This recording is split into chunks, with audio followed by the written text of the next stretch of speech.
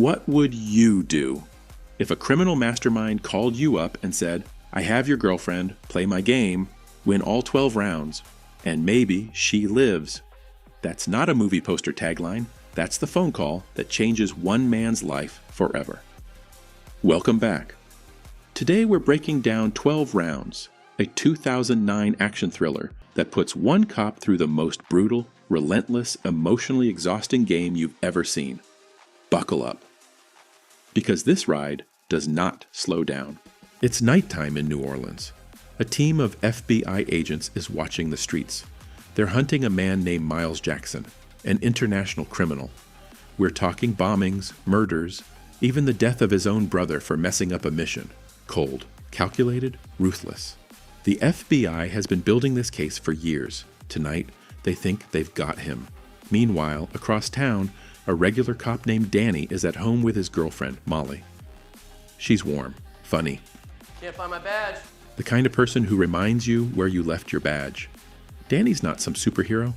He's just a good guy. A cop who loves his dog, sneaks his pet noodles when no one's looking, and is maybe, just maybe, thinking about popping the question. His partner, Hank, picks him up. They get a call from dispatch. Help the feds tonight. Small moment, huge consequences. The FBI's informant tips them off. Miles is bringing the weapons and we're making the exchange. Miles is making a weapons deal tonight. The feds are ready. Samuel, remember our deal? Claro. But then, everything goes sideways. The informant betrays the FBI, or does he? The FBI knows you're here. He shoots Miles, grabs him, drives off.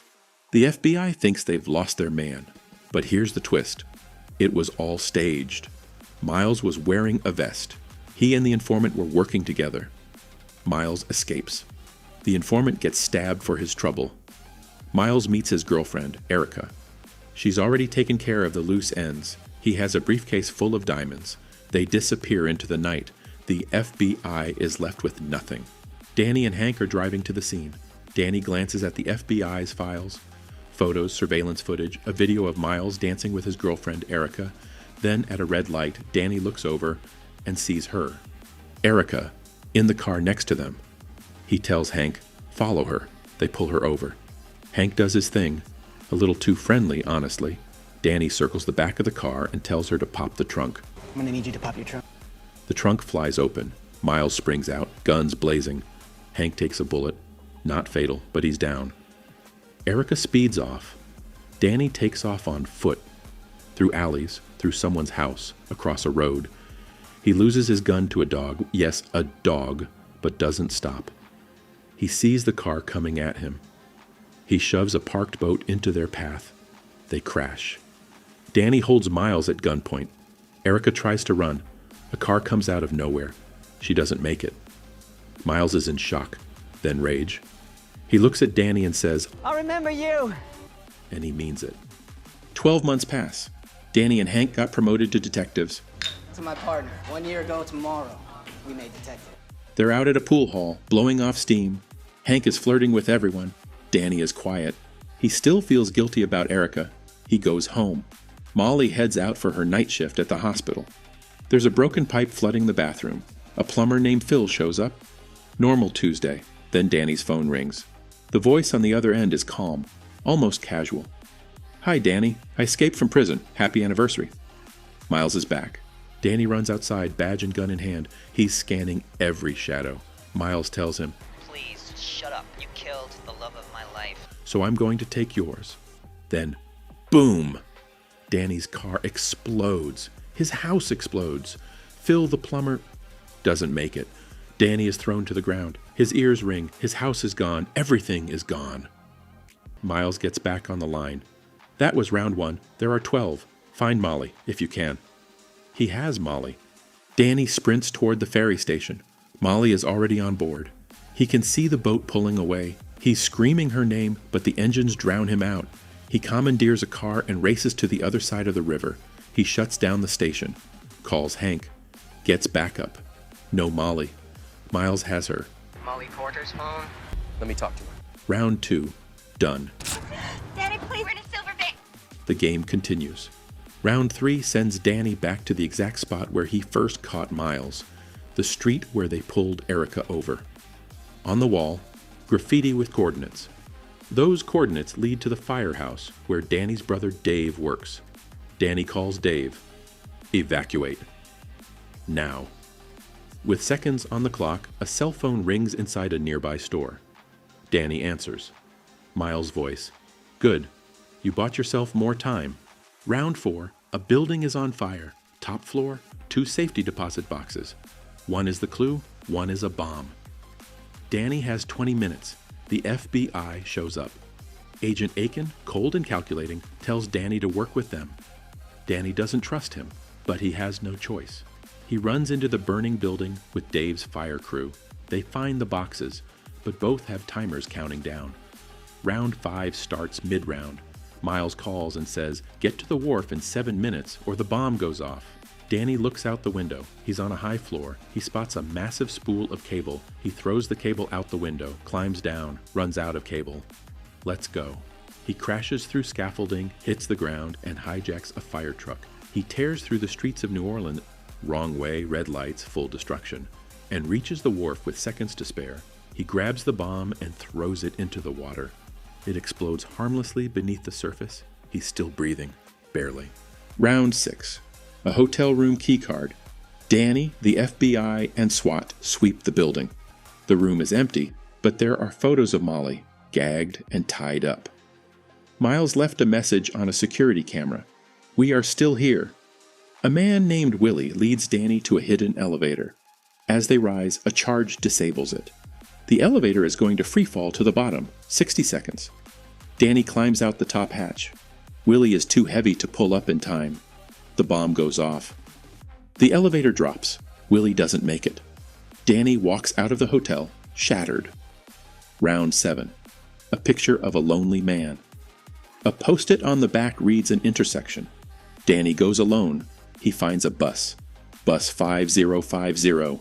He gets on, and there is Molly, alive, terrified, and wearing a bomb. Miles is on the bus too, calm as ever. He handcuffs Danny to a bar. He shows Danny his PDA. His thumb is pressed on the screen. If it lifts, a nail fires into Molly's heart. The FBI sets up snipers on an overpass. Danny sees them. He shoves Miles and Molly to the floor just in time. Gunfire shreds the bus. Everyone runs. Miles, in the chaos, takes Molly and vanishes. Danny breaks free, wounded, and punches Agent Aidan square in the face. You knew she was there and you took the shot and I killed her! If Miles had died on that bus, everyone on it would have blown up. Aidan doesn't even blink. Round 8 is a phone bomb puzzle. 4 cell phones wired to explosives around the city. One number disarms all 4. Danny guesses wrong. Somewhere in the city, something explodes. Round 9. A runaway streetcar. Brakes cut, radio out, no way to stop it. Danny and Agent Santiago drive alongside it. Danny eventually crashes a car into a power transformer, killing electricity to the whole neighborhood. The streetcar rolls to a stop. Round 10 was happening in secret. Miles had Danny's partner Hank followed. And round 11. Hank walks into a warehouse looking for one of Miles's men. He finds him. But it's a trap. An anti-personnel mine. The factory explodes. Hank is gone. Danny gets the news. He doesn't say a word. He just stands there. Hank was his best friend. Everything just got personal. Agent Aidan finally opens up. He tells Danny about 3 stolen military missiles. One was used to shoot down a plane. He pulls out a little yellow toy car, the only thing left in the wreckage. A child's toy. He'd been carrying guilt for years. Now they're both in this together. And then Danny's detective partner Chuck calls with something that doesn't add up. Willie, the man who died in the elevator, had a second job, a security guard. At the city mint, the gas explosion from the hotel had forced an evacuation of several city blocks, including the mint. And Miles had Willie's access card all along. It was never about revenge alone. It was a heist. Miles has been emptying the mint. Over $100 million dumped into the sewers beneath the city. Miles tells Danny, "Go to Erica's grave. Say you're sorry." But Danny realizes Molly is a nurse. Miles needs her to fly him out. The hospital has a helipad, a medevac chopper. He's not at the cemetery. He's at the hospital. Danny and Aidan race in. Miles has already triggered an explosion as a diversion. He's forcing Molly to wheel the money, sealed in a body bag soaking wet, up to the roof. Danny reaches the helipad. Miles fires. Aidan goes down. Danny leaps and grabs onto the chopper as it lifts off. He and Miles fight inside a spinning, failing aircraft. Molly uses the controls to throw Miles off balance. The engine gets hit. The chopper is going down. The bomb activates. Danny, bleeding, exhausted, running on nothing but love, punches Miles unconscious. He grabs Molly. They jump. They crash into a rooftop pool just as time runs out. The helicopter explodes above them. Miles is gone. Aidan, watching from below, smiles quietly and throws his little yellow toy car into the wind. Danny and Molly limp down the stairs together, beaten, exhausted, alive. And Danny, because this is still Danny, starts talking about the house, the one that blew up, the one he was trying to fix on a budget, the broken pipe, the plumber named Phil.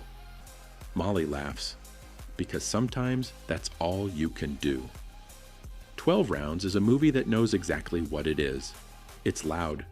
It's relentless. It's a John Cena action thriller that never pretends to be Shakespeare, but it delivers on every single promise it makes in the first 5 minutes.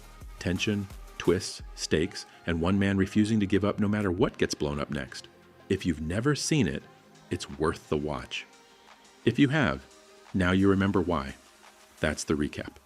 If you enjoyed it, hit that like button, subscribe for more movie breakdowns, and drop a comment below.